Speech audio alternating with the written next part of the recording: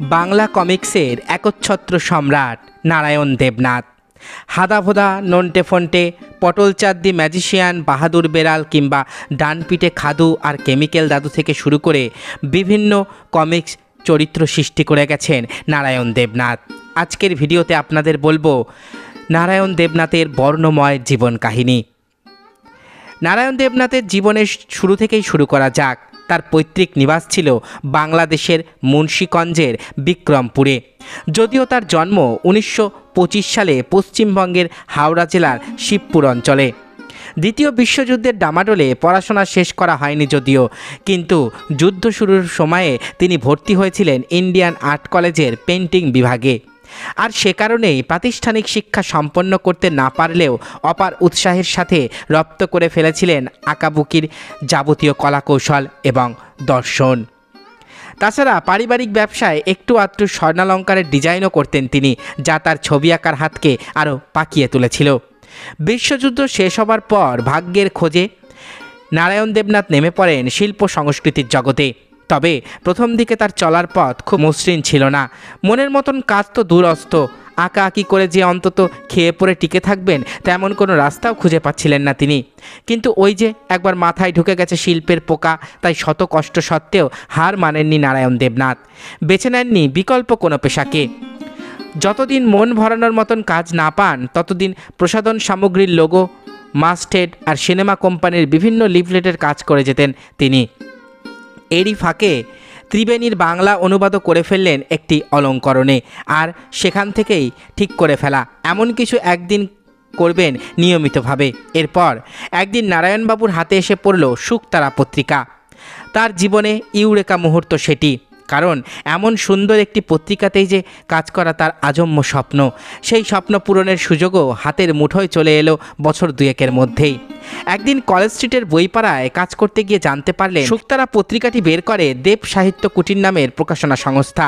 সেটির প্রুফ রিডারের সহায়তায় অচিরেই কর্ণধার সুবোধ মজুমদারের সাথে পরিচয় পর্বটিও সেরে ফেললেন তিনি। রত্ন চিনতে ভুল করলেন না সুবোধবাবু। নারায়ণবাবুর প্রতিভার প্রমাণ পেয়ে প্রথম দেখাতেই তাকে ধরিয়ে দিলেন 3টি অলঙ্করণের কাজ। মহা উৎসাহে কাজ 3টি করে ফেললেন নারায়ণবাবু দ্রুততম সময়ের সঙ্গে। তার কাজের প্রতি যথাযথ সম্মান দেখালেন সুবোধবাবু, তৎক্ষণাৎ ধরিয়ে দিলেন পারিশ্রমিক। সেদিনের পর আর 25 বছর বয়সী নারায়ণবাবুকে ভাবতে হলো না। নিজের অসামান্য প্রতিভাকে কাজে লাগিয়ে তিনি আসলে কি করবেন জীবনে। হাদাভোদার দায়িত্ব নেওয়ার পেছনে অবশ্য নারায়ণবাবুকে উস্কেছিলেন সুবোধবাবু নয়, তার ছোট ভাই ক্ষীরোদবাবু। একদিন তিনি নারায়ণ দেবনাথকে ডেকে জিজ্ঞাসা করেছিলেন বাংলায় প্রায় অনুপস্থিত যে গ্যাগ ধরনের মজার কমিক্স সেটি তিনি করতে চান কিনা। ব্যাপারটি শুনেই মনে ধরে যায় নারায়ণবাবুর। তাই ছোটবেলায় শিবপুরের রকে বসে দেখা পাড়াতো কিশোরদের দুষ্টুমিগুলোকে মাথায় নিয়ে চট করে একটি গল্প তৈরি করে ফেললেন।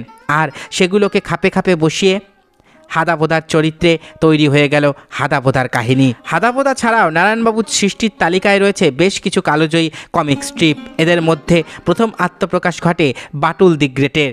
সময়টা তখন 1965 সাল। ভারত পাকিস্তানের যুদ্ধের পটভূমিকায় বাটুলকে এনে ফেলেছিলেন স্রষ্টা নারায়ণ দেবনাথ। শুরুতে বোধহয় কাহিনীর কাঠিন্যের কারণেই ক্ষুদে পাঠকরা তেমন একটা গ্রহণ করেনি বাটুলকে, কিন্তু সেই তারাই অল্প কিছুদিনের ব্যবধানে দারুণ ভালোবেসে ফেলল বাটুল দি গ্রেটকে। গোলাপি রঙের স্যান্ডো গেঞ্জি আর কালো হাফ প্যান্ট পরা, 40 ইঞ্চি বুকের ছাতি সমৃদ্ধ, কাঠির মতো সরু এবং খালি পাওয়ালা বাটুলকে ভালো না বেশে কীভাবেই বা পারা যায়। তাছাড়া বাটুলের সাথে সে সময় রয়েছে তার 2 ভাগ্নে ভজা এবং গজা। ব্যক্তিগতভাবে এই বাটুলকেই নিজের সবচেয়ে প্রিয় চরিত্র বলে মনে করেন নারায়ণ দেবনাথ। এদিকে শুরুটা যে হাদাভোদাকে দিয়ে। 1969 সালে ঠিক তাদেরই আদলে তিনি তৈরি করলেন নন্টে ফন্টে। কিশোর ভারতী পত্রিকার জন্য সৃষ্ট এই কমিক স্ট্রিপের 2 কিশোর চরিত্র নন্টে ফন্টে প্রথম 2 বছর হুবহু হাদাভোদার মতোই ছিল, কিন্তু 1972 সালে এসে অনেকটাই বৈচিত্র্য আসে তাদের চরিত্রে। এছাড়াও যোগ হয় নন্টে ফন্টের হোস্টেল জীবন, হোস্টেল সুপারিনটেনডেন্ট আর কেলটুদার মতো চরিত্র। নন্টে ফন্টের এই পরিবর্তনের পেছনে একটি বড় ভূমিকা ছিল মনোরঞ্জন ঘোষ রচিত পরিবর্তন বইটির। 1950 সালে প্রথম প্রকাশিত বইটি থেকে পরবর্তীতে বাংলা চলচ্চিত্র হয়। 1955 সালে সেই চলচ্চিত্রের হিন্দি রূপান্তর হয়েছিল জাগৃতি নামে। তবে এই বই আকারে পরিবর্তনের প্রকাশনা বন্ধ হয়ে যায় বহুদিন। দীর্ঘ বিরতির পর 1972 সালে আবার যখন সেটির পুনর্মুদ্রণ সিদ্ধান্ত হয়, সেখানে অলঙ্করণের দায়িত্ব পান নারায়ণ দেবনাথ। অলঙ্করণের সুবিধার্থে বইটি ভালো করে পড়েন তিনি, আর পড়তে পড়তেই তার মনে ধরে যায় গল্পের দুই বালকের হোস্টেল জীবনের কথা। এছাড়া ভালো লাগে হোস্টেলের মোটাসোটা ভোজনরসিক সুপারিনটেন্ডেন্ট কিংবা হোস্টেলের রাঁধুনি চরিত্রটিকেও, প্রায়ই যার রান্নাঘর থেকে চুরি যায় খাবার। মূলত এই বইয়ের মজার এবং ভালো লাগার বিষয়গুলো থেকে অনুপ্রাণিত হয়েই নতুন সংযোজন তিনি ঘটিয়েছিলেন। পরবর্তী সময়ে নন্টে ফন্টের কাহিনীতে হাদাভোদা যখন শুরু করেছিলেন, তখন বাংলা ভাষায় কমিক্সের আবেদন প্রায় ছিল না বললেই চলে। অনেকটা একা হাতেই একটি জয়যাত্রার জন্ম দিয়েছিলেন নারায়ণ দেবনাথ, যা অব্যাহত থাকে তার পরের সৃষ্টিতে। বিশেষত বাতুল দি গ্রেটের মাধ্যমে বাংলা ভাষাভাষী শিশুদের মাঝে কমিক প্রীতির একটি অভূতপূর্ব জোয়ার আসে।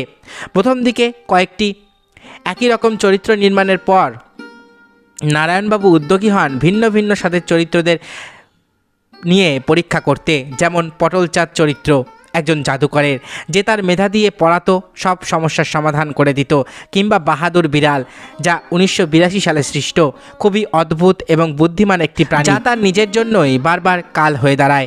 ডানপিটে খাদু আর কেমিক্যাল দাদুর চরিত্র সৃষ্টি করেন 1983-তে। এর সাথে অনেকটাই সাদৃশ্য খুঁজে পাওয়া যায় মর্টি এবং রিকের।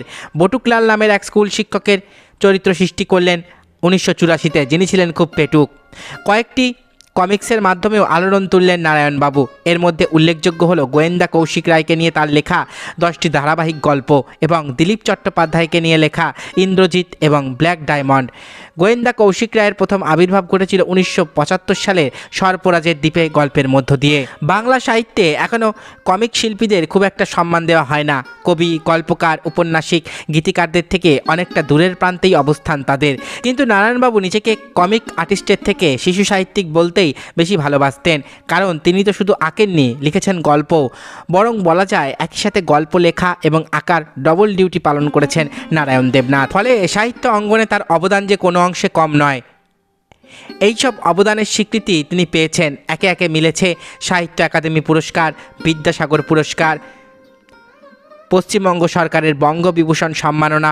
একমাত্র ভারতীয় কার্টুনিস্ট হিসাবে ডিলিট অর্জন করেছিলেন নারায়ণ দেবনাথ। তার জীবদ্দশাতেই অনেক সম্মানে ভূষিত হয়েছিলেন নারায়ণবাবু।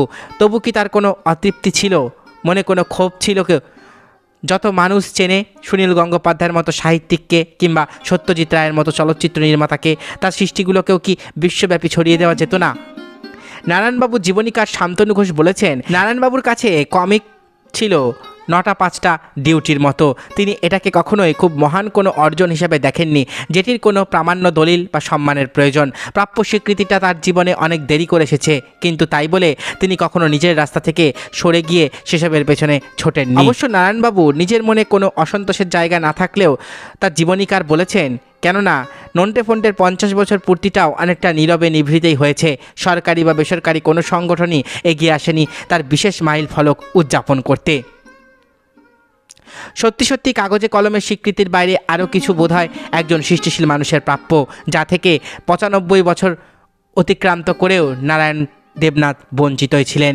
তাই তো জীবনের শেষ দিনগুলো তিনি কাটিয়েছেন শিবপুর হিন্দু গার্লস স্কুলের কাছে একটি দোতলা বাড়ির একতলায় একাকিত্ব নিয়ে। সম্ভবত নারায়ণ দেবনাথের সৃষ্ট কমিক স্ট্রিপই বিশ্বের সর্বাধিক সময় ধরে চলা কমিক স্ট্রিপের দাবিদার, কিন্তু এই রেকর্ড তার ঝুলিতে নেই। কেননা 2017 সালের 92 বছর বয়সে নারায়ণবাবু হাদাভোদার কাজ থামিয়ে দিলেও এর আগে টানা 55 বছর এটিকে লিখে গেছেন তিনি। এতক্ষণ আপনারা শুনলেন বাংলা কমিক্সের একচ্ছত্র সম্রাট নারায়ণ দেবনাথের বর্ণময় জীবন কাহিনী। আশা করি ভিডিওটি আপনাদের ভালো লেগেছে। আমার চ্যানেলের ভিডিওগুলো যদি আপনাদের ভালো লাগে তাহলে অবশ্যই চ্যানেলটি সাবস্ক্রাইব করুন, পাশে থাকা বেল আইকনটি ক্লিক করে দিন যাতে পরবর্তী ভিডিও নোটিফিকেশান খুব তাড়াতাড়ি আপনাদের কাছে পৌঁছে যায়। আজকের মতো এখানেই শেষ করছি। ভালো থাকবেন সবাই। নমস্কার।